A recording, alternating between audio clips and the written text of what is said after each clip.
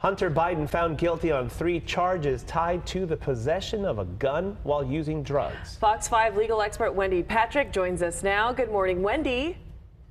Good morning. Can we just start with the case?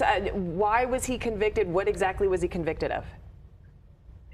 Well, I would say the why is because it was a fairly straightforward case in terms of proving that he signed a form denying that he used drugs, denying he was an unlawful user or an addict, and then being in unlawful possession of a gun. The speed with which he was convicted is probably the story of the day and caught a lot of people yesterday by surprise. I mean, that verdict came in so fast, the First Lady Jill Biden couldn't even make it through security, Chris, before that verdict was announced in court. I mean, they barely waited for Hunter. It was so fast. And that really puzzled a lot of people because they were looking at the jurisdiction, I think, more than the straightforward nature of the charges. Unlike former President Trump being tried in Manhattan, a very unfriendly jurisdiction, this is Biden country. Delaware is the second smallest state. The people that comprise that jury pool knew the Bidens. One of the jurors that spoke out referred to the First Lady as Jill. And even within that setting, there was no nullification to be seen. The jurors said they didn't even take politics into consideration. They simply tried that charge based on the facts and didn't find it difficult. 25 years in prison is what he faces, but again, will he actually see prison time?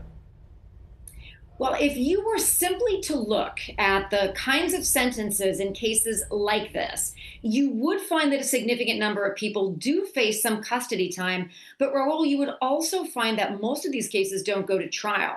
And most, if not any, are brought as a standalone charge. Oftentimes they're paired with other more serious charges. So if you were to narrow that down to Hunter's case, remember the judge has discretion to take into consideration the unique nature of the defendant. We talked about this in the Donald Trump conviction.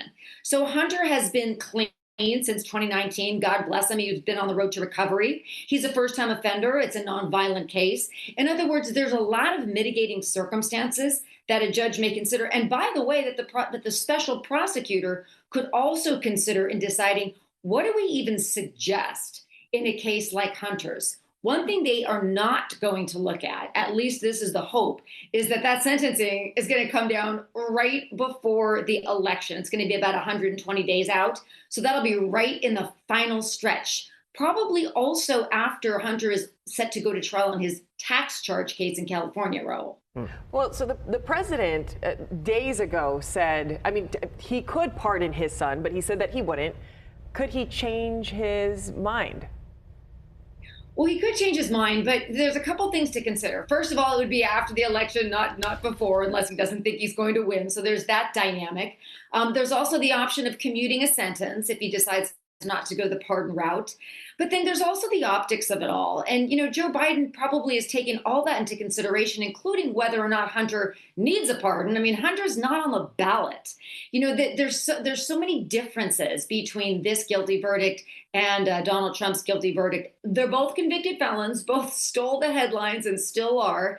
But in terms of a pardon, Joe Biden made it very clear that he'd thought that through. And you know that because this came up ever since this plea deal unraveled 1 year ago. It doesn't seem like it's been that long. So it's unlikely he would change his mind, just given the political stakes are so high. My question is, so did former President Trump have any comment on this? Because there were a lot of comments when he was on trial, and there were a lot of comments when he was convicted of all 34 felony counts. Did he make any comment yesterday on this, and what did he say? Well, yes and no, because remember, the first comment was swiftly retracted. Right. That wished him well in his recovery, et cetera. It was replaced with some questions about this trial being a diversion. Remember, the tax fraud trial that Hunter faces in September has been more the focus of the Trump campaign because that implicates the Biden family. At least those are the allegations from the right. So to call this trial, which, by the way, had the very sympathetic aspect to it, and that everybody on that jury pool and every one of us know somebody who struggled with addiction, although that wasn't what Hunter was charged with.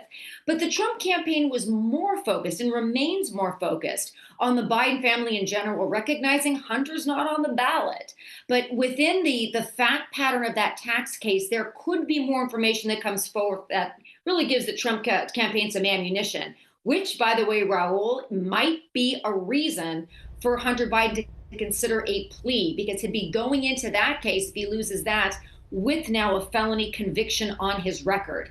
And just opening back up, remember, the allegations are he wasn't paying his taxes because he was spending the money on other women and drugs and loose living and all these allegations you often see in the more salacious aspect of trials like this. Hunter may not want to put himself or his family through this again. It is going to be a very interesting next 5 months before Election Day. We will keep Wendy here to help us figure it all out and navigate us through it. Wendy Patrick, thanks again. Good to talk to you as always. Thank you.